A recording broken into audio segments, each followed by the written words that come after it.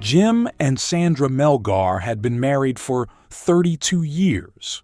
They were high school sweethearts, a quiet couple, the kind of pair who seemed to have built a life on routine, faith, and history. But on the night of their anniversary, that life shattered behind the walls of their own home. Jim was found dead, brutally attacked. Sandra was found alive, bound inside a closet. And from that moment on, one question changed everything.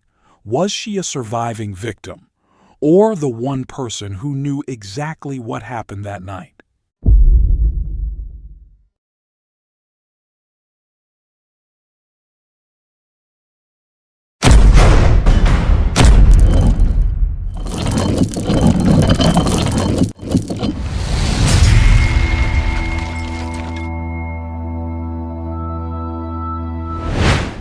Love true crime?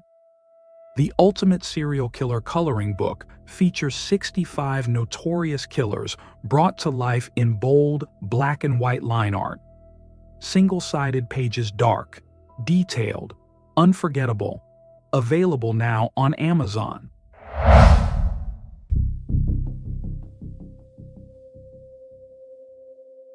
Jim, whose full name was Jaime Melgar, was born in Guatemala and came to the United States when he was around 3 years old. His family settled in Houston. Sandra, then Sandra McCulloch, was also from Houston. The two became high school sweethearts, built a life together, got married, had a daughter, and joined the Jehovah's Witness faith. Jim worked in the tech field, described in reporting as an IT specialist or computer programmer, while Sandra worked in healthcare and was also described as having a medical billing and coding business at one point. By every outward appearance, they were a settled couple who had already lived many versions of life together. But theirs was not a perfectly ordinary household. Over the years, Sandra developed serious health problems. Public reporting and later advocacy materials described her as living with lupus, epilepsy or grand mal seizures, hypothyroidism, rheumatoid arthritis, and hip problems that led to multiple hip replacements. Their daughter, Elizabeth Liz Melgar Rose, said she had seen her mother suffer violent seizures more than once. She also described the periods when Sandra was in a wheelchair and had even experienced partial paralysis. Family friend Stephanie Davies said Jim had gradually become more and more involved in Sandra's care, researching treatments, helping with daily tasks, and supporting her when she did not feel safe driving because she feared a seizure might come on.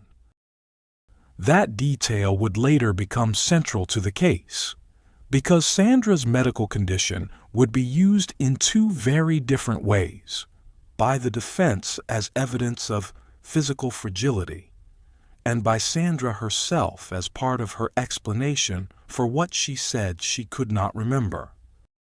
Their daughter would later describe them as a very close-knit family. She said her parents were best friends. Publicly, there was no well-documented history of abuse, domestic violence, or open marital collapse. That does not mean the marriage was perfect, because no one outside a home ever sees everything, but it does matter that the public record does not contain the sort of clear, obvious trail that often appears in cases where a spouse is later accused of murder. Instead, the image that came out at trial and in later reporting was far more complicated. A long marriage, an adult daughter, a quiet home, 4 small dogs, and a husband who had become, in many ways, his wife's caretaker. On December 22, 2012, Sandra and Jim were celebrating their 32nd wedding anniversary. According to Sandra's later statement and reporting based on family accounts, they went out to dinner at their favorite Mexican restaurant. Afterward, they stopped at a CVS to buy drink mixers. Sandra later told police that she remembered a car trailing them after they left the CVS parking lot, though she did not identify it as a definite threat. When they arrived home, they made drinks, undressed, and got into the jacuzzi in the master bathroom. It was meant to be a private anniversary night, the kind of quiet, intimate evening that long-married couples build from habit and comfort rather than spectacle. Sandra later said they spent a couple of hours there talking. At some point around midnight, the dogs began barking outside. Jim went to check on them or let them in. Sandra said he was taking longer than expected, so she got out of the tub and went toward her closet to get dressed. According to the account she gave detectives, that was essentially the last coherent moment she could remember. She said she went into the closet, began changing, and then everything went blank. When she later spoke to police, she suggested she may have blacked out after hitting her head or being struck, or that she may have suffered a seizure. She said that when she woke, she could not move normally and felt pain all over. Whether that memory gap was real or false would become one of the most fiercely disputed aspects of the entire case. The next day, December 23rd, Jim's brother Herman Melgar and his family arrived at the house for a planned holiday dinner. What they found immediately felt wrong. The front door was locked. The back door was locked. No one answered. Herman then checked the attached garage and saw that the garage door on the right side had been left open. Inside, he found a closed but unlocked interior door leading into the kitchen. He entered the house, unlocked the front door for the rest of the family, and then heard cries for help from deeper inside the home. He followed the voice into the master bathroom and found a chair wedged beneath the handle of a closet door. Once he moved the chair and opened the closet, he found Sandra on the floor wearing a bathrobe, with her ankles bound and her wrists tied behind her back. She told him where to find scissors so he could cut her free. As Sandra was being freed, other family members made a far worse discovery. Jim was found dead in the closet of the master bedroom. He was naked and cold. A rope was loosely wrapped around his chest, and telephone cords were tied around his ankles. He had slash and stab wounds across his neck and torso and severe blunt force injuries. Reporting and court records described the attack as extremely violent. More than 50 total injuries, including 31 sharp force injuries. Prosecutors later emphasized that Jim had defensive wounds to his hands, suggesting he had fought back. The image was horrifying, not just because of the blood and the brutality, but because of the closeness of everything. Jim was in one closet. Sandra was alive in another. The two locations were near each other, yet Sandra claimed she had no memory of the attack and never heard it happening. When police and EMS arrived, the scene did not strike investigators as a straightforward home invasion. Court records note there were no signs of forced entry. Doors and windows were intact. Valuables were visible. Drawers had been opened only slightly, with contents mostly undisturbed. At the same time, some details did look strange. A backpack was found in the garage containing jewelry and a video game console, and there were overturned items in the bedroom area. Police also found a kitchen knife in the jacuzzi, along with a white blouse and towels. Jim's blood was found on the knife, and investigators believed it was the murder weapon. Those strange mixed signals would become the heart of the case. To one side, they suggested a staged burglary. To the other, they suggested an interrupted intruder. Sandra was examined by paramedics at the scene.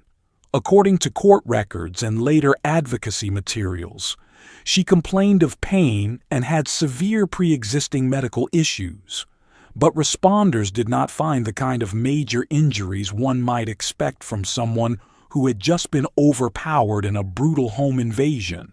There were bruises on her upper arms, but no major visible injuries to her face, head, neck, or wrists were noted by a paramedic cited in the appellate opinion. Sandra declined transport to a hospital and instead went to the police station for questioning. In that interview, she repeated her basic account: anniversary dinner, stop at CVS, time in the jacuzzi, dogs barking, Jim leaving, then darkness. She insisted she did not know what had happened and said she also knew how suspicious it looked because she had been tied up too. Detectives were openly skeptical. They seemed unable to accept that someone could be murdered so violently in the next room without Sandra hearing or seeing anything. In the first hours after the murder, investigators moved quickly towards Sandra as the likely suspect. According to the Innocence Project of Texas, a detective attempted to file murder charges against her immediately after the interrogation, even though the crime scene was still being processed. But those charges were rejected at that time for lack of evidence. So Sandra was not arrested right away. Life, at least outwardly, lurched forward. But the suspicion never went away. While her family says she had gone from wife to widow to suspect almost overnight, investigators kept returning to the idea that the crime scene was too artificial to be real. As the case developed, prosecutors built a theory of murder and staging. They argued that Sandra had killed Jim inside the master bedroom area, then tried to make it look like a home invasion. They believed she opened the garage door so she could be discovered the next day by expected dinner guests. They argued she bound herself inside the bathroom closet and used a chair to make it appear that someone else had locked her in. They also pointed to the lack of forced entry, the lack of clearly stolen property, and the fact that Jim's blood was found only in the master bedroom and bathroom area. In the prosecution's version, this was not chaos created by a stranger. It was a controlled scene built by the only surviving witness. The state also leaned on details from the body itself. Prosecutors argued that because Jim did not have ligature marks consistent with being tightly bound while alive, the cords on his ankles may have been placed there after death. A dry cleaning bag found caught near the ankle bindings added to the sense that the staging had been messy and hurried. The rope around his chest was loose. The prosecution said these were theatrical details, not meaningful restraints used during a real assault. The defense would later counter that theory, but in the state's telling, every oddity at the scene pointed in the same direction. Sandra killed Jim, then rearranged the story. Another major battleground was Sandra's medical history. Sandra said she may have suffered a seizure or blackout. The prosecution argued her own records undermined that claim. The appellate opinion summarizes how doctors' records were used to suggest that her seizure disorder had been described as stable and that she had reported no recent seizure episodes. Prosecutors also highlighted the fact that she appeared bruised only on the upper arms, and they suggested those bruises may have come from Jim resisting her during the attack.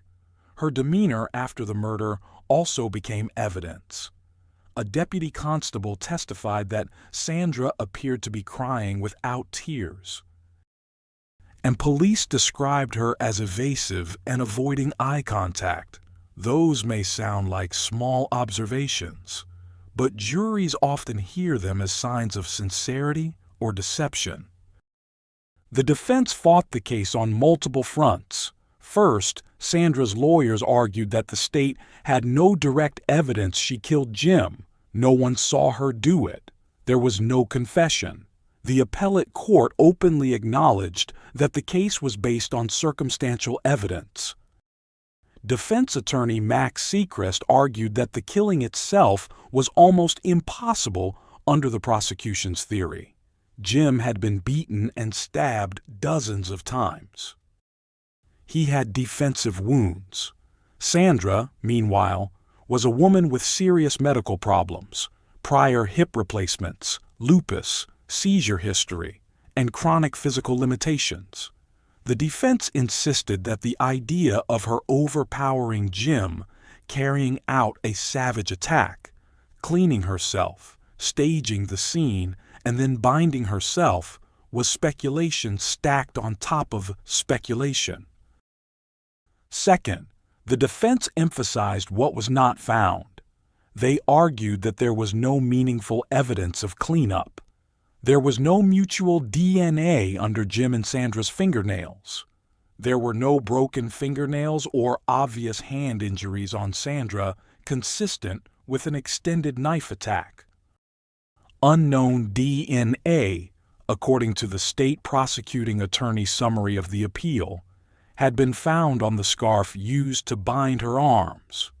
The defense also highlighted the backpack in the garage containing valuables, suggesting it could have been dropped by a fleeing intruder rather than planted by Sandra. What the prosecution called staging, the defense called unpursued possibility.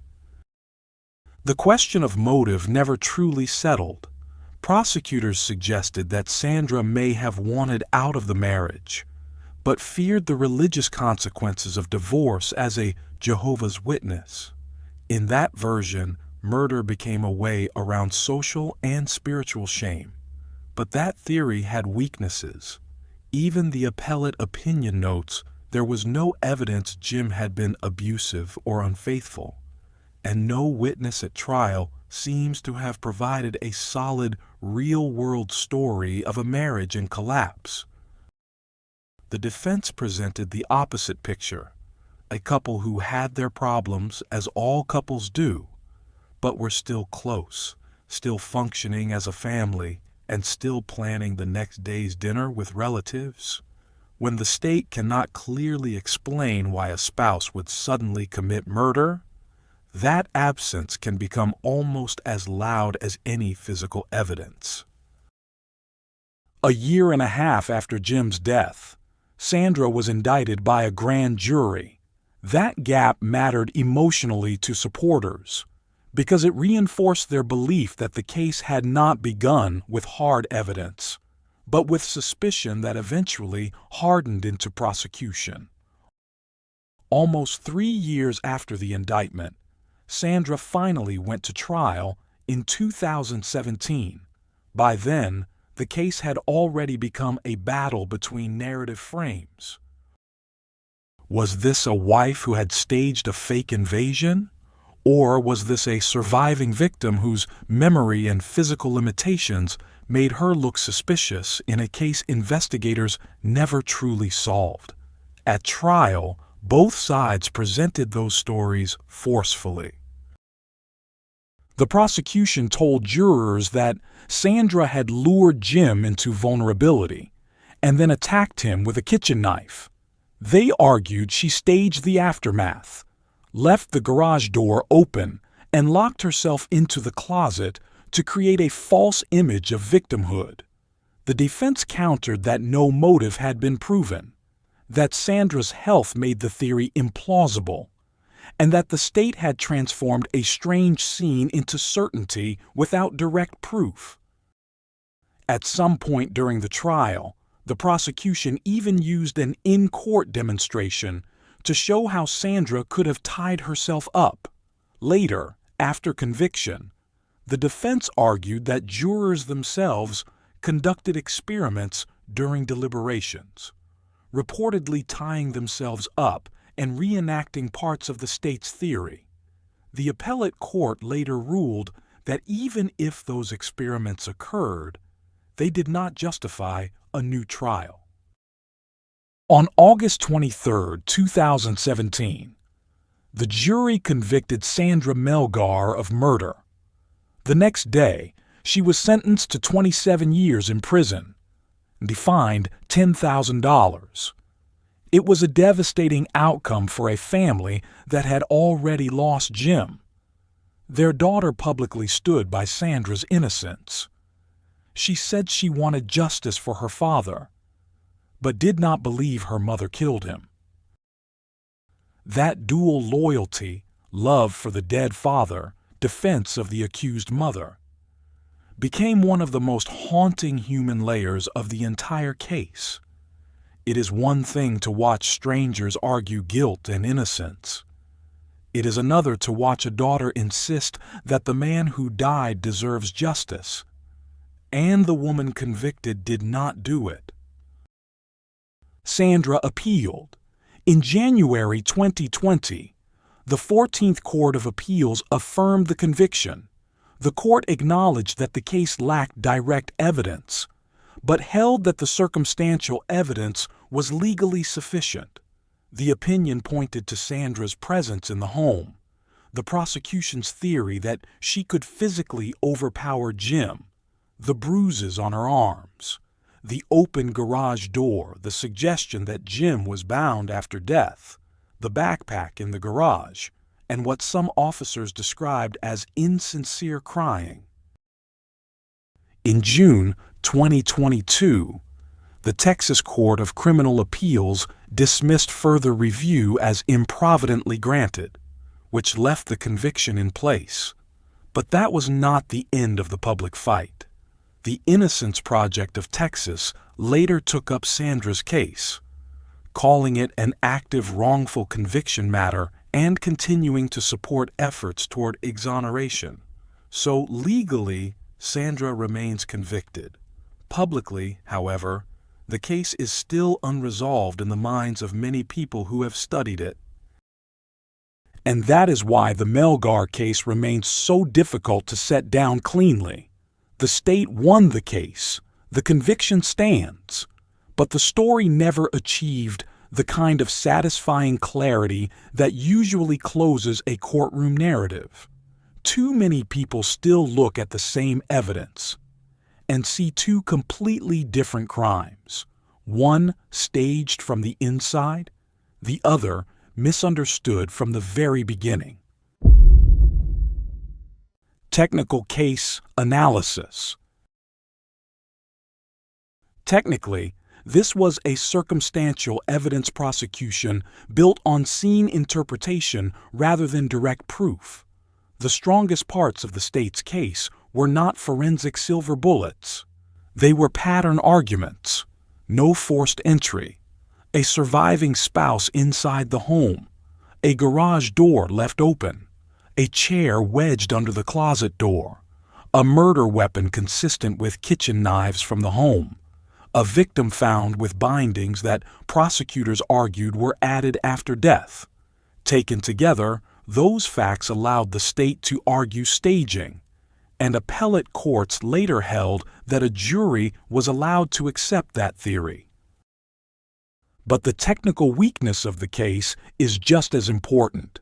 There was no direct eyewitness, no confession, and no clean forensic chain proving Sandra committed the stabbing. The defense emphasized that there was no strong evidence of cleanup, no mutual fingernail DNA, and no obvious hand injuries on Sandra.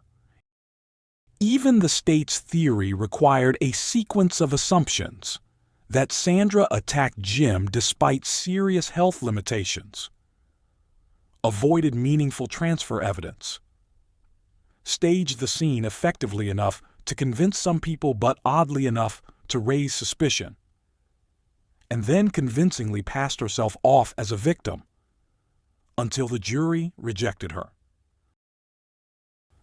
That is why the case remains controversial. The verdict can be legally sufficient while still feeling evidentially incomplete to many observers. The technical battleground also included reconstruction. The prosecution used demonstrations to show that Sandra could have bound herself and used a pillow sham to position the chair beneath the closet handle. The defense attacked those demonstrations as artificial and not truly representative of what was found at the scene. That matters because when a case depends heavily on reconstructing what must have happened, the persuasive power of the case often lies less in the raw evidence than in how believable the reconstruction seems to jurors. In other words, this was not just a whodunit. It was a contest over which physical story the jurors were willing to visualize and believe. Psychological analysis. Psychologically, this case is powerful because nearly every important behavior can be read in two opposite ways. Sandra's memory loss can be seen as the fragmented recall of a medically compromised trauma survivor, or as the convenient vagueness of a guilty person avoiding specifics.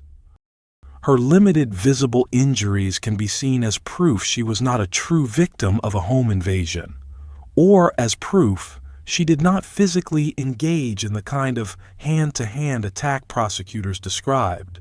Her flat or unusual affect can be interpreted as deception or as shock, medication, illness, grief, and neurological instability. Cases like this remind us how dangerous it is to turn demeanor into certainty. Jim's psychological profile, at least from the public record, is more stable. He comes across as devoted, practical, and deeply invested in Sandra's care. That image made the prosecution's theory emotionally difficult for many people to accept, because it required jurors to believe that a woman killed the very man who had become her caretaker and daily support. At the same time, prosecutors sometimes rely on precisely that intimacy. The idea that the person closest to the victim has the access, trust, and timing to commit the crime. The emotional paradox is what makes spousal murder cases so unsettling. Love and access often live in the same room. The daughter's role adds another psychological layer. Liz Rose publicly defended her mother while also insisting she wanted justice for her father. That is not a simple act of family loyalty. It suggests that, at least from her perspective, the emotional truth of her parents' marriage did not match the prosecution's theory. That does not prove innocence, but it does matter. When a person who loved both victim and accused refuses the easiest version of the story, it tells us this family experienced the case not as a clean betrayal, but as a fracture that never emotionally made sense. 5 questions this case never answered. 1. If Sandra killed Jim, where is the clear physical bridge between her and the attack? This is still one of the biggest problems for people who doubt the verdict. Jim was beaten and stabbed dozens of times. Yet, the public record does not describe the kind of overwhelming physical evidence many people would expect connecting Sandra to such a violent assault. The state persuaded the jury anyway, but the absence of a stronger forensic bridge remains one of the central unanswered questions. 2. If an intruder did it, how did that intruder get in and out without leaving a clearer trail? The state leaned hard on the lack of forced entry. Supporters of Sandra point to the open garage door and the possibility of alternative entry or exit. But if there really was an outside killer, the question remains: how did that person move through the home, commit a frenzied attack, and vanish without leaving a more obvious record of that presence? That gap is one of the reasons the prosecution's theory was able to take hold. 3. What exactly happened in the minutes after Jim left the jacuzzi area? This is the dark center of the timeline. Sandra says that after Jim went to check on the dogs and she went to dress, her memory is gone. The prosecution says that blackout story cannot be trusted, but there is still no complete, direct reconstruction of those minutes. Only competing versions. In almost every major case, there is one stretch of time where the whole truth disappears. In this case, it is that stretch. 4. Why was the scene both too strange for a normal burglary and too incomplete for a fully convincing staging theory? The backpack in the garage, the valuables, the chair, the bindings, the knife in the jacuzzi, the blouse in the tub, the loose rope on Jim's body, the open garage door. None of it forms a perfectly clean picture. The prosecution turned that strangeness into proof of staging. The defense turned it into proof that the scene was too messy and contradictory to be understood so confidently. More than a decade later, people still argue because the scene itself never stopped looking odd. 5. Did the investigation lock onto Sandra too early? This may be the most important unanswered question of all. Once detectives decided the surviving spouse was likely guilty, every later fact may have been filtered through that assumption. Supporters of Sandra believe that is exactly what happened. The state, of course, would say the evidence justified that focus. But in contested cases like this, the danger is always the same. Once a theory forms early, ambiguity starts serving the theory instead of challenging it. Whether that happened here remains one of the defining debates of the Melgar case. What do you think happened inside the Melgar home that night? Was this a staged murder from inside the house? Or a case where investigators misread a bizarre and brutal scene from the very beginning? Share your theory below. And if you want more deep-dive true crime cases told in strict chronological order, subscribe and stay with me.